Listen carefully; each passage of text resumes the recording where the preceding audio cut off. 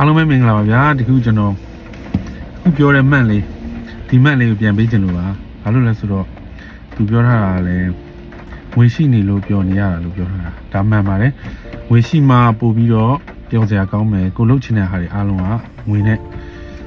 တဲပြီးတော့လှုပ်လို့ရတာပေါ့နော်ဒါပေမဲ့ကျွန်တော်ရဲ့ခံယူချက်ကတော့ကျွန်တော်အတိကတော့ငွေကအရန်အရေးမကြီးဘူးဗျအဓိကအရေးကြီးတာဘယ်လိုပြောမလဲစာနာတဲ့စိတ်လူလိုတည်တဲ့စိတ်ပေါ့အဲ့လိုစိတ်ရှိမှပဲမိသားစုတွေကပျော်ရွှင်ပါခင်ဗျငွေကြောင်းတော့မဟုတ်ဘူးဗျငွေကပိုပြီးကောင်းအောင်လုပ်ပေးသလိုတချို့မိသားစုတွေငွေကြောင်းပိုပြီးဆိုးသွားတာလည်းရှိတယ်တချို့လူစိတ်မရှိတဲ့လူမျိုးအတ္တကြီးတဲ့လူမျိုးနေရာမှာငွေရှိကြည့်ပါလားအဲ့ဒီမိသားစုကချက်ချင်းငရဲကြသလိုခံစားရမှာငါးသာလျင်အရှင်သခင်ဆိုတဲ့ပုံစံမျိုးနဲ့အိမ်မှာအနိုင်ကျင့်မယ်ဟာသူလှုပ်ချင်တာတွေလှုပ်မယ်တောက်စားမယ်မူးရင်မယ်ပြန်ကျင်တဲ့အချိန်မှပြန်မယ်ဟောအငယ်နှောင်းတွေထားမယ်သွားကျင်တဲ့နေရာကိုသွားမယ်ဗျာပြန်ကျင်တဲ့အချိန်မှပြန်မယ်ဗျာပြန်လာရင်လည်းဗျာအိမ်မှာအေးဆေးမပြန်လာဘူးအဲ့ဒီတအိမ်လုံးကိုနှိပ်စက်မယ်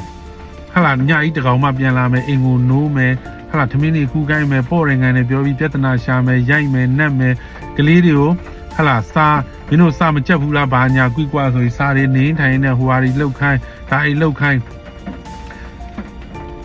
ညာအင်းတကောင်ကြမှာကလေးတွေကိုစာချက်ခိုင်းတယ်လို့ဘာလို့လဲရိုက်နှက်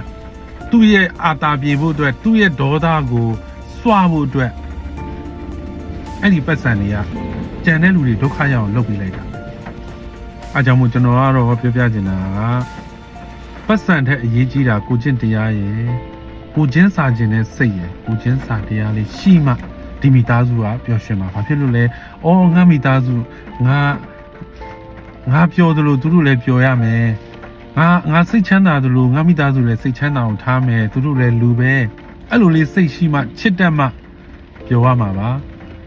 မချစ်တတ်ဘူးအတ္တကြီးနေမယ်လူမိုက်နားမှာငွေရှိသွားရင်တော့အဲ့ဒီမိသားစုကတကယ်ကိုငရဲကြမယ်ဘေးပတ်ဝန်းကျင်လူတွေလည်းငရဲကြတယ်လို့ခံစားရမယ်ဘာဖြစ်လို့လဲဆိုတော့ तू ကပတ်စံရှိတာနဲ့ရန်ကားမယ်ပတ်စံရှိပြီးစိတ်ညစ်နေရတဲ့မိသားစုတွေအများကြီးရှိတယ်ဗမာပြည်မှာ